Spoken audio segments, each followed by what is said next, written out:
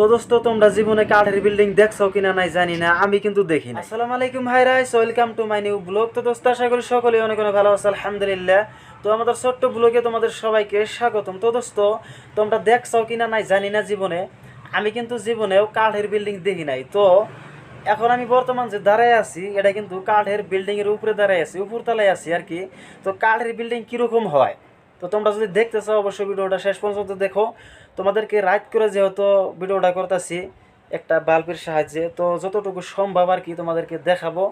তো চলো দেখাই কাঠের বিল্ডিং। তো দোস্ত এখন কিন্তু আমি কাঠের বিল্ডিংয়ের উপরে আছি, দেখতে পাচ্ছ এটা কিন্তু কাঠের বিল্ডিং, সম্পূর্ণরূপে কাঠের বিল্ডিং। এটা কিন্তু বিল্ডিংয়ের উপরে আছে, দেখতে পাচ্ছ নিচে কিন্তু আরেক তলা আছে।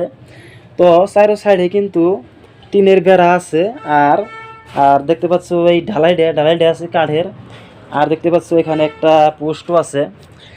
আর আমাদের এই যে এই জায়গাটা রান্দার জায়গা, দেখতে পাচ্ছ এখানে আমরা রান্না বাইরে খাই আর কি। আর এই যে দেখতে পাচ্ছ এটা হচ্ছে আমাদের বেড, মানে আমরা এখানে থাকি আর কি। আর এদিকে কিছু আবিজাবি আছে আর কি, দেখতে পাচ্ছ রটমট আছে। আর সিঁড়ি দেখাই তোমাদেরকে, সিঁড়ি চলো।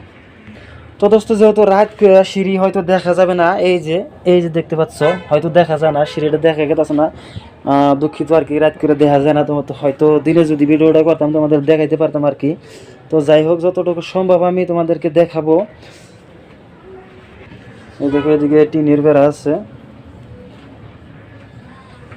এদিকে এই যে জালনা, এটা হচ্ছে জালনা, এদিকে কিন্তু জালনা আছে একটা। আর এটা হচ্ছে পোস্ট।